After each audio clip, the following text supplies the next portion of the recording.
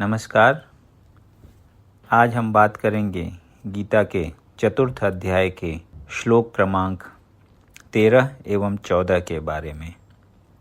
चातुर्वर्ण्यम मया सृष्टम गुण कर्म विभागशः तस्य कर्तारमपि माम विद्य कर्तारमव्ययम्। प्रकृति के तीनों गुणों और उनसे संबद्ध कर्म के अनुसार मेरे द्वारा मानव समाज के 4 विभाग रचे गए।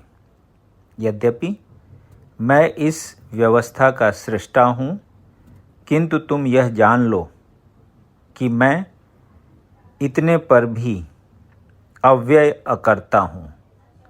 तात्पर्य: भगवान प्रत्येक वस्तु के सृष्टा हैं।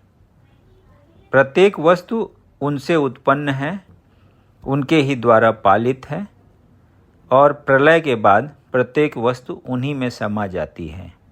अतः वे ही वर्णाश्रम व्यवस्था के सृष्टा हैं, जिसमें सर्वप्रथम बुद्धिमान मनुष्यों का वर्ग आता है, जो सतोगुणी होने के कारण ब्राह्मण कहलाते हैं। द्वितीय वर्ग प्रशासक वर्ग का है, जिन्हें रजोगुणी होने के कारण क्षत्रिय कहा जाता है। वणिक वर्ग या वैश्य कहलाने वाले लोग रजो तथा तमोगुण के मिश्रण से युक्त होते हैं और शूद्र या श्रमिक वर्ग के लोग तमोगुणी होते हैं। मानव समाज के इन 4 विभागों की सृष्टि करने पर भी भगवान कृष्ण इनमें से किसी विभाग में नहीं आते, क्योंकि वे उन बद्ध जीवों में से नहीं हैं जिनका एक अंश मानव समाज के रूप में है। मानव समाज भी किसी अन्य पशु समाज के तुल्य है, किंतु मनुष्यों को पशु स्तर से ऊपर उठाने के लिए ही उपर्युक्त वर्णाश्रम की रचना की गई, जिससे क्रमिक रूप से कृष्ण भावनामृत विकसित हो सके।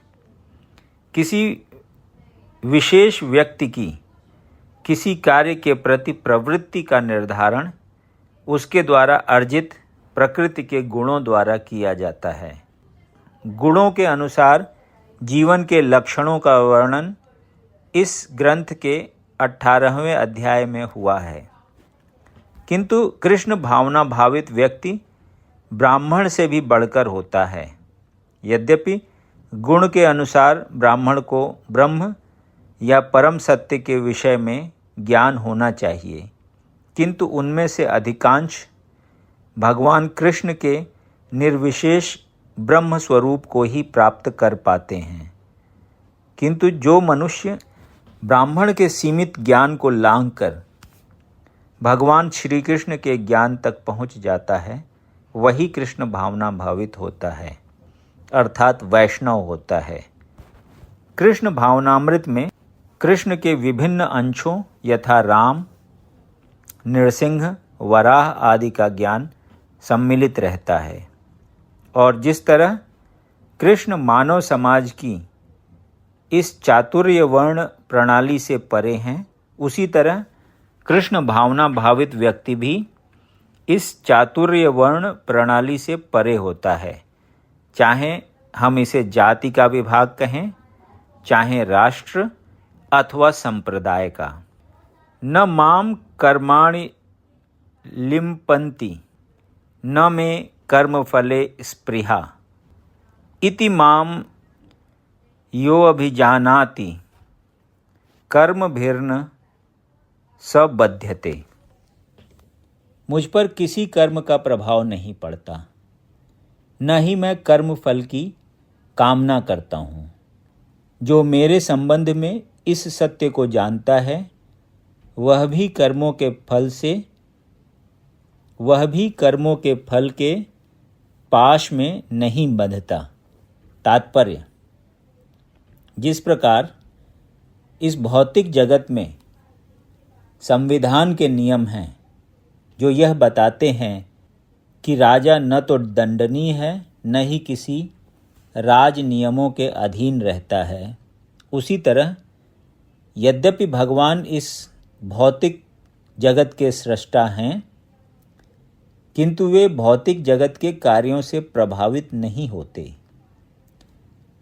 सृष्टि करने पर भी वे इससे पृथक रहते हैं, जबकि जीवात्माएं भौतिक कार्यकलापों के सकाम कर्म फलों से बंधी रहती हैं, क्योंकि उनमें प्राकृतिक साधनों पर प्रभुत्व दिखाने की प्रवृत्ति रहती है।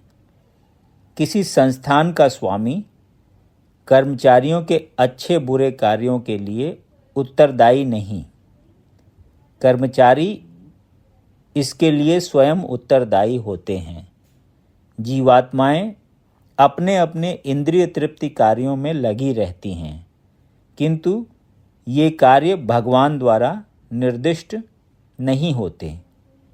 इंद्रिय तृप्ति की उत्तरोत्तर उन्नति के लिए जीवात्माएं इस संसार के कर्म में प्रवृत्त हैं और मृत्यु के बाद स्वर्ग सुख की कामना करती रहती हैं। स्वयं में पूर्ण होने के कारण भगवान को तथाकथित स्वर्ग सुख का कोई आकर्षण नहीं रहता। स्वर्ग के देवता उनके द्वारा नियुक्त सेवक हैं।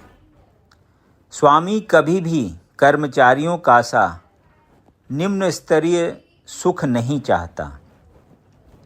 वह भौतिक क्रिया प्रतिक्रिया से पृथक रहता है। उदाहरणार्थ, पृथ्वी पर उगने वाली विभिन्न वनस्पतियों के उगने के लिए वर्षा उत्तरदायी नहीं है। यद्यपि वर्षा के बिना वनस्पति नहीं उग सकती।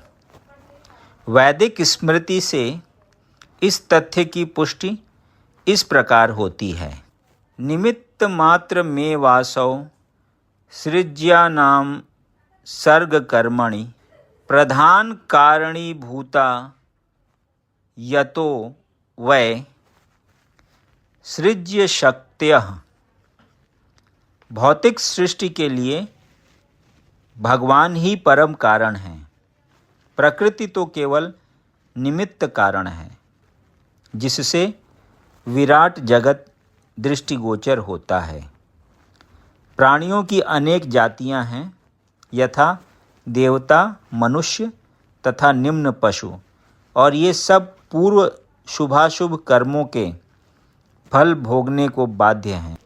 भगवान उन्हें ऐसे कर्म करने के लिए केवल समुचित सुविधाएं तथा प्रकृति के गुणों के नियम सुलभ कराते हैं, किंतु वे उनके किसी भूत तथा वर्तमान कर्मों के लिए उत्तरदायी नहीं होते। वेदांत सूत्र में 2.1.34 पुष्टि हुई है कि वैषम्य नैर्घृण्ये न सापेक्षत्वात्। भगवान किसी भी जीव के प्रति पक्षपात नहीं करते। जीवात्मा अपने कर्मों के लिए स्वयं उत्तरदायी है। भगवान उसे प्रकृति अर्थात बहिरंगा शक्ति के माध्यम से केवल सुविधा प्रदान करने वाले हैं। जो व्यक्ति इस कर्म नियम की सारी बारीकियों से भली भांति अवगत होता है, वह अपने कर्मों के फल से प्रभावित नहीं होता। दूसरे शब्दों में, जो व्यक्ति भगवान के इस दिव्य स्वभाव से परिचित होता है, वह कृष्ण भावनामृत में अनुभवी होता है। अतः उस पर कर्म के नियम लागू नहीं होते। जो व्यक्ति भगवान के दिव्य स्वभाव को नहीं जानता और सोचता है कि भगवान के कार्यकलाप सामान्य व्यक्तियों की तरह कर्म फल के लिए होते हैं, वे निश्चित रूप से कर्म फलों में बंध जाते हैं। किंतु जो परम सत्य को जानता है, वह कृष्ण भावनामृत में स्थिर मुक्त जीव है।